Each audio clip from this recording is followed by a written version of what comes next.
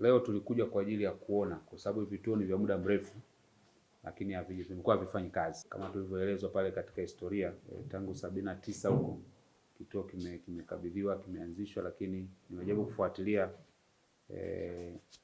kwa mkuu wa kituo ananiambia programu ya mwisho imefanyika mwaka 2008 ambayo ilikuwa na vijana 60 kutoka mikoa mitatu, na tangu mwaka 2008 leo ni 2025 hakuna kitu chochote kimefanyika pale. Ukiangalia kwa maana ya eneo ni rasilimali kubwa sana ile, rasilimali kubwa, na bado ina potential kubwa sana ya kuweza kuona tunavyoweza kuiboresha na kuwasaidia vijana wetu pia kwenye ile eneo. Sasa ninyi ndio wenye mkoa, kituo hiki ni cha kitaifa, lakini ninyi lazima mtake interest zaidi, kwa sababu kina manufaa pia makubwa sana kwa maana ya wananchi hapa, lakini chochote kitakachofanyika maana yake kitaendelea kuifanya Songwe iendelee kusikika. Sasa kama nilivyosema, vituo viko vitatu na hatuna uhakika tutakuwa na rasilimali kiasi gani ya kuendeleza vituo vyote. Pengine naweza tukaambiwa kiwe kituo kimoja tu. Sasa tutaendeleza kipi itategemea pia na serikali ya mkoa inayohusika na wilaya wana willingness kiasi gani ya kufanya, kwa sababu na maeneo mengine pia na wenyewe wanataka pia vitu vifanyike kwao. Masuala ya vijana kwa sasa ni mambo ambayo yana kipaumbele kikubwa sana katika serikali, lakini hasa pia Mheshimiwa Rais mwenyewe.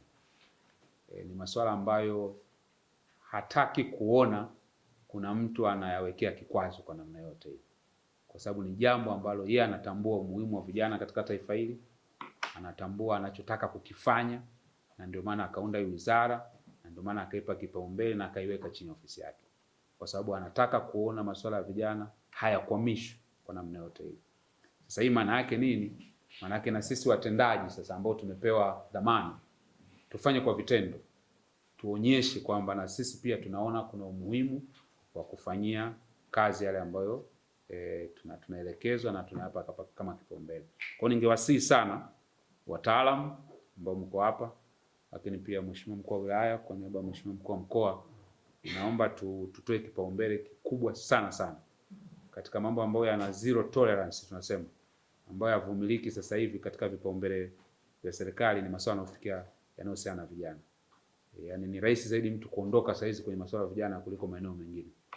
Kwa hiyo tuweke uzito unaotakiwa, kwa sababu ni jambo ambalo ni la vipaumbele, na ukiangalia ahadi za Mheshimiwa Rais alitoa ahadi 13 kwenye siku 100. Ahadi 6 zinagusa masuala ya vijana. Hii ndio kuonyesha how serious it is inapofika kwenye swala hili. Kwa hiyo ningeomba sana wote tunahusika kwa sehemu zetu tulifanya jambo hili kwa wakati na kwa haraka. Sasa hivi tunaelekea katika budget. Mwezi wa kwanza tunaanza budget. Leo tarehe 15. Kwa hiyo baada ya tarehe 15 kuisha tunaanza mchakato wa budget. Kama haya mambo tutakuwa tujafanyia kazi, ina maana tutakuwa tunakosa input za kuingiza kwenye budget pia. Kwa hiyo ningeomba liwe jambo la haraka, tulichukulie kwa uzito na kwa haraka, ili ndani ya wiki hizi 2 tukamilishe ripoti yetu vizuri na tuwe at least na first draft ya kutusaidia kuanza sasa kuona tunaweza kuelekea kwenye maeneo gani. Kwa hiyo najua ni nyakati ambazo tunaelekea kwenye sikukuu na nini, lakini naamini kwa umuhimu wake na uzito wake tunaweza tukalisimamia ili ndani ya hizo siku 15 tuweze kupata kitu ambacho tunaweza tukakipeleka kwenye utekelezaji wake. Lakini kijana anataka kama inawezekana, mwambie inafanyaje? Inawezekana. Haiwezekani, haiwezekani. Kwa hiyo kazi katika utendaji wetu, kazi ndio falsafa ambayo Mheshimiwa Waziri amekuwa kinadi, na nafikiri ni vizuri pia ninyi mkaifahamu hivi. Lakini la pili ni kufikika. Kufikika. Kote tulikopita huko, Mheshimiwa Waziri amesikiliza kuona vijana walio wengi taarifa tu za kawaida hawana, na viongozi wengi tumepewa nafasi, lakini tupo na zile taarifa. Kwa hiyo wananchi, kinachotokea ni kwamba wanaona kwamba wale ni wa serikali na sisi ni wananchi, kwa sababu sisi wa serikali tutakwenda kutoka nyumbani, tutakwenda ofisini, na tutatoka ofisini tutakwenda nyumbani. Hayo yanakuwa ndio maisha yetu ya kawaida. Kwa hiyo vijana wengi hawafiki, yani hamwafikii.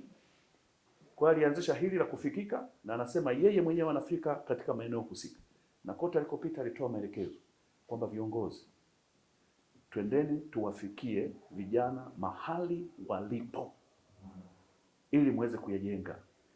Wizara lazima itumie teknolojia, kwa sababu sasa hivi maisha yote ndio yako huko kwenye nini? Kwenye teknolojia. Sasa teknolojia hii haishi tu kwamba vijana wengi tunaweza tumewafikia, wako kwenye TikTok, wako kwenye Facebook, wako kwenye X, wako kwenye Twitter, wako wapi huko, lazima tuwafikie. Kwa hiyo teknolojia ni muhimu vijana wa kuelewa, kwa sababu maisha yao ndio yako huko. Lakini sasa kwa teknolojia hili, Mheshimiwa Waziri anasema wizara itaenda mbali zaidi, itatengeneza mfumo wa kuweza kuwaunganisha vijana nchi nzima, na kijana kama amesumbuliwa mara 2 mara 3, hapewe huduma, hapewe hivi, aweze kumfikia Mheshimiwa Waziri moja kwa moja kwa kutumia simu yake. Yaani kwenye simu kijana ataingia pale bwana, nimeenda ofisi fulani, nimeambia hivi, nazungushwa, nafanya hiki, nafanya hivi. Anaweza akaiaccess wizara moja kwa moja. Tunaishukuru serikali na yeye mwenyewe waziri wetu kwa kututembelea. Kwa kweli tuko nyuma yake. Ikiwa ameweza kufika kwenye kituo chetu na kujionea fursa zilizoko pale, miundombinu, mito ya maji iliyoko pale na ahadi zake alizotuahidi, tunaamini kwamba kituo chetu cha maendeleo ya vijana kinakwenda kufufuka na vijana wetu wa nchi hii ya Tanzania watakwenda kupata fursa kubwa na mafunzo makubwa ambayo yatasaidia katika kujiajiri na kufanya maendeleo ya uanzishwaji viwanda vidogo vidogo kutokana na kile watakachokuwa wamejifunza mahali pale. Nashukuru Mungu kwamba wewe umesema hiki kituo kimetelekezwa. Kwa kuwa kimetelekezwa na umekuja kijana, na tuna imani tumekuona kwenye mitandao jinsi unavyozungumza na vijana, lengo lako na nia ya dhati kwamba unataka kuwanufaisha vijana ili waendelee kuipenda nchi yao. Nafikiri hiki kituo utakapokuwa umekiboresha vizuri, vijana wengi watanufaika, wataachana na mambo mengine ya ajabu ajabu. Kwa sababu risala nyingi zinazosomwa kwenye kituo hiki wakija viongozi ilikuwa ni za uongo, kwamba kuna vijana wanajifunza sijui wanaenda wapi, wanaenda kuonyesha mabwaya ya watu mengine yako Masangula huko. Kwa hiyo inakuwa ni bula bula, lakini hatupati tiba sahihi. Lakini kwa hivyo kwa umeenda huko, kaenda huko, nikajua hapa kama ni upele sasa umempata mkunaji.